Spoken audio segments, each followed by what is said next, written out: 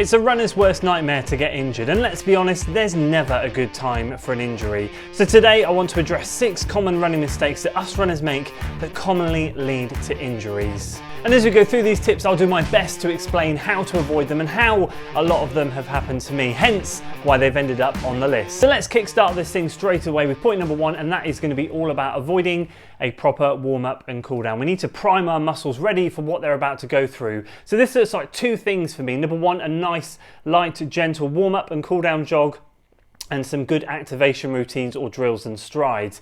These 2 things coupled together kind of gets our body ready to move into that workout swiftly and efficiently so that our muscles are ready, activated and firing for what they're about to go through. If we go in with what's called cold muscles or muscles that just aren't ready, we're more likely to lead to injury. And the main reason we do our light warm-ups and cool downs and activations or drills and strides before we go into these harder workouts is simply because we're trying to get our muscles ready to endure what they're about to face. And simply the fact that so many injuries occur from starting with muscle tightness, which can start by not preparing the muscles well for what they're about to go through, which then leads to muscle knots, and muscle knots can then lead to injuries or pulled muscles or whatever it might be. But these things can all be traced back to just a little bit of muscle tightness, because often what happens if we don't prep the muscles, we don't prime them, and we do go into these workouts a little bit cold, should we say, and the muscles aren't ready, we can walk away from those workouts feeling a little bit tight, a little bit stiff. It's where the muscles kind of overworked or been shocked into doing something it wasn't ready to do, and then if we don't treat that or look after at that point, that can then manifest itself into knots in our muscles. We've all had those. They are horrific and very painful, and then from there that can then lead to further injury. So it's really important that we look after those muscles as we go in to these workouts. We get our body ready for what they're about to go through. So the light jog just gets the muscles firing, the blood flowing. We go through the drills and strides and the activations, getting all the muscles ready, and some nice strides at the end just to kind of prep the body that, hey, we're going to be going a little bit faster here. This is what you're about to endure. Let's get ready for it, rather than just walking out that door and going straight into some very fast running. Point number 2, let's touch on recovery tools and aids, and also recovery in general after runs. So if you don't look after your muscles after you've done those harder sessions, or those long runs or those steady runs, whatever it might be, obviously we have to do it after our easy runs as well, but they take a little bit less out of the body than what these harder runs do. Then often, just like I said, that muscle tightness can manifest into muscle knots, can then manifest into injuries. And so many runners' injuries can be prevented if we just take care of that muscle tightness or deal with that muscle knot that has appeared before it then continues to run on it even more and more, and it manifests itself into a point where we have to take some time off. Now, recovery aids can look things like massage guns, recovery balms, foam rollers, whatever it might be and whatever you like to use. What we have to remember, especially if we don't hydrate very well, especially for the runners out there that don't hydrate very well, which I put my hand up, I drink a lot, but in the summer I do struggle to get all the fluid back in because I sweat so much. We often get sticky muscle fibers, and when we get sticky muscle fibers, that's when we get the tightness, and that's when the muscle knots happen. So it's really important to break apart those muscle fibers and just get them moving together between themselves nicely, rather than just being stuck together, because that's when we get wads of muscle fibers stuck. That's, as I said, when the tightness happens. So breaking them apart, whether it's with the muscle balms like I use with the Pure Sport and the Gua Sha tool, where I'm just gently rolling that down the muscle fibers, trying to break them up, whether it's with a foam roller, whether it's with a massage gun, whatever it is, just spending a little bit of time to do that, or a lacrosse ball is great. A spiky one in particular, I've got a few of those, they are fantastic. Just getting into those muscles and just loosening them all up again is really, really key to get yourself ready for that next session. And I would like to tack on to the end of that point very quickly, not that I'm going to go into this in any more detail, but getting enough protein into our diets is really, really key. I often find that if I have a lack of protein over a few days, I feel a heck of a lot more fatigued. The DOMS are real, the delayed onset of muscle soreness, and yeah, I do feel a lot worse for it. So I'm just going to throw that out there. I don't want to kind of get into a whole food debate, because there's so many different ways we can get protein and how we, the right balance of carbs and protein and stuff. But I do find if I neglect it and really kind of have an over excessive amount of carbs, over protein, then everything we're doing with letting our muscles recover with the recovery tools and getting them ready kind of is only half the job. We've got to be getting the right food and nutrients in to help those muscles repair as well. So I just want to throw that out there. I'm not neglecting that off this list. It's just, I think, such a big topic. We could throw that in to a different video itself.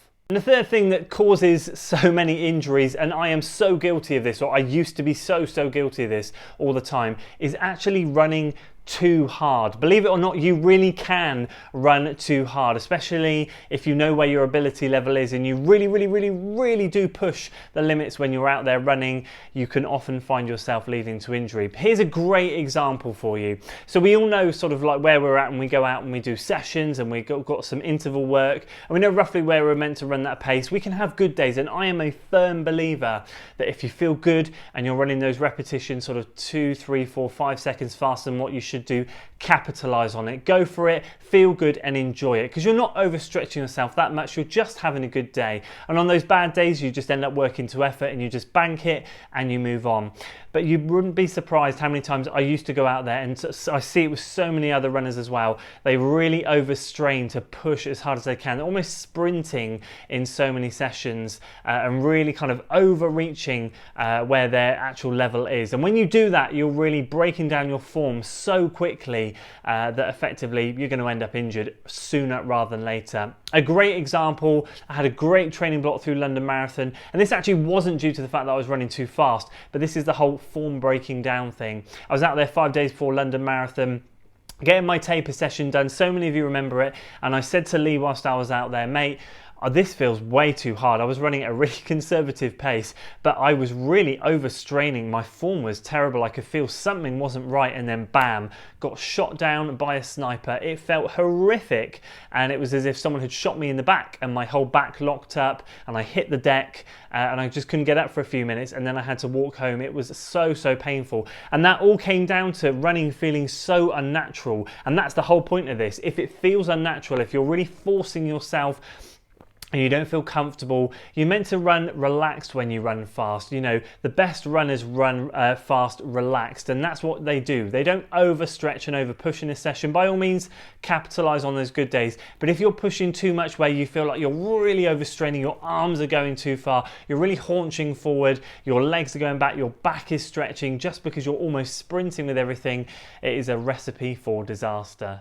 And point number 4 is all about not increasing intensity and volume at the same time. I've talked about this in a previous video, and it's really important for me to drop this one back into this one because it's such a common thing. I did this a couple of times actually back in my first couple of years of running. When I didn't really understand the concept, I just knew I wanted to take things to the next level, and I just assumed that I just basically took what I did and just inflated everything that I was doing, and it's just not what you're meant to do. Obviously, we hear about how we're meant to gently increase volume every week or gently increase the intensity, but when we do those two things together, we really are overloading our body. And if you think about it, if we increase intensity or volume once at a time, we are still overloading our body with what we would normally do. But by doing it gently and sensibly, it allows our body time to adapt with and settle at that new level of intensity or volume. We get our body used to it, get 2 or 3 weeks done there, and then we can step up again. And we're just doing it in gentle steps.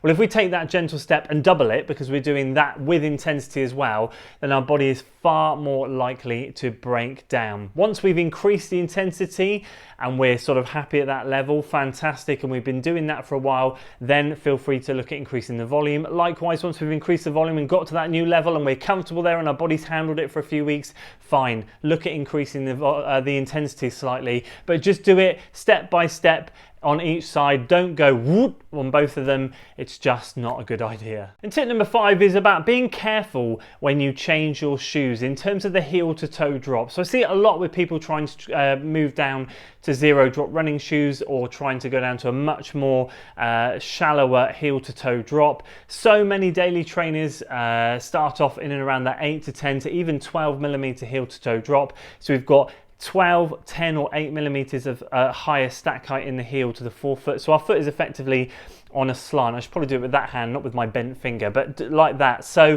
basically what that means is we have a lot more slack on our Achilles. Our Achilles gets a little bit more of a rest because it's not when we're foot's flat, there's going to be more tension running through the Achilles, whereas if it's like that, Achilles and calf I should say, where it's like that, there's a little bit less tension going through the Achilles and calf. So when we do a massive change down to sort of 0 drop running shoes or down to 4 millimeters or below, because again that's quite a common thing. I know Hoka's, a lot of Hoka's are 5 mil, a lot of Sauconys are 4 mil.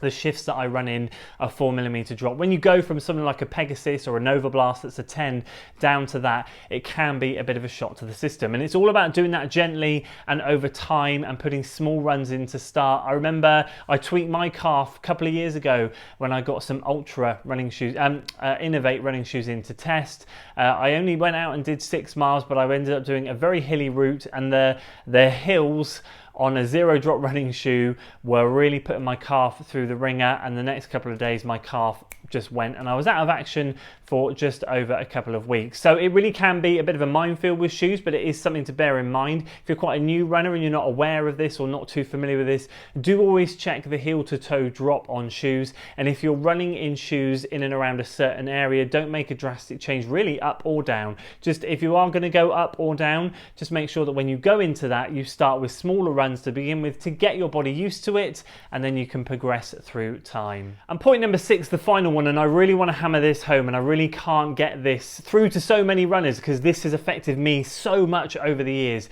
is address our weaknesses as a runner, address those imbalances. I mean, yep, this does come with strength and conditioning. Yep, I'm a more recent strength and conditioning convert, but I have still been trying to address imbalances throughout the last couple of years with smaller exercises and different types of mobility work, although I'm much more committed to it now. In the past, I've really focused on it too. Great example for me, and we all have our injury histories. Pre-running, I was a footballer. I absolutely demolished my right ankle. It had so many rips and tears in tendons and muscles, you wouldn't believe it. I've dislocated my right shoulder, and I was predominantly left-footed. So for me, I've always got this dominant side for me, which is my left side. My calf muscle on my right side compared to my left is about 3/4 of an inch smaller than on the left side, and my quad is about 1.25 inches smaller than on my right side. So I very much have a dominant side, which means if you ever watch me running on this running YouTube channel, you'll often see that my right side, my right foot sometimes kicks out, and you'll often notice that when my arm swing goes a bit sloppy, my right side comes over a little bit more to try and compensate. So my weakness is very much down that right side, and that all tracks back into the glute area. Although I've had injuries elsewhere, the key to a lot of this is to work from the center and out. So start at the hips and the glute and then work out and down. So strengthening that side a little bit more than maybe what the other side needs. Now with my strength and conditioning routine, I do everything on the left and right side exactly the same and exactly equal. But I do find that with my right hand side, everything is a little bit harder. But at the same time, I don't want to over focus on the right hand side too much because I feel like I could end up causing myself a bit more damage and overstraining it. I've got to build things up gently. And so many runners often get injuries. Like if I ever get injuries, it's always my right calf, it's always my right glute, it's always my right something. Everything that I usually get injured is on my right hand side. And with my back, whenever my back goes, I can track it back to my left hand side above my back, because with our muscle chains and the way it works for me in particular, it goes up the back of the right hand side, crosses over at the hip, and then up the left hand side of the back. It's sort of, if we work at the top on our shoulders, we go down through the back of the shoulders, cross over at the hip, and then go down there. So on our back chain, it crosses over at the back. So that's why I know that I have this weakness, and it always exposes itself. So working out where our weaknesses are, getting checked out either by a PT, a physio, whatever it might be, if we've got a common injury occurrence, finding out what it is, addressing it, and working towards fixing it, or working towards getting that area stronger, will make you feel so much more bulletproof, I promise. So there we go, those are 6 common mistakes that I think runners make that often lead to injury. I'd love to hear your thoughts on this. As I mentioned at the end of point 2, I think the whole protein intake thing is a really big topic, but for me, it's not something I'm qualified in talking about. I mean, I stretch myself by talking about this sort of stuff, because although I dabble with coaching and I'm still learning and I'm still kind of understanding, but I feel like I've got a decent amount of knowledge in this area. But nutrition and stuff, it's just not my area, and I don't feel comfortable talking about it, and I won't talk about it in great detail. But I do know from previous experiences and even up to now, if I do lack in eating a good amount of protein, I often feel that the effects of that 2, 3, 4 days later, in the fact that I get delayed onset of muscle soreness DOMS, or I just feel much more fatigued, I don't feel the muscles are recovering, and it's such a key thing that we need to keep on top of. But I'd love to hear what you guys think about the points that I've raised today and what your thoughts are on this topic. I'd love to hear your comments below. That's it for today's video, guys. guys, I hope you enjoyed it. If you did, please do consider giving it a like, share it with your friends, subscribe to the channel for weekly running content, and as always, I'll see you in the next one. Until then.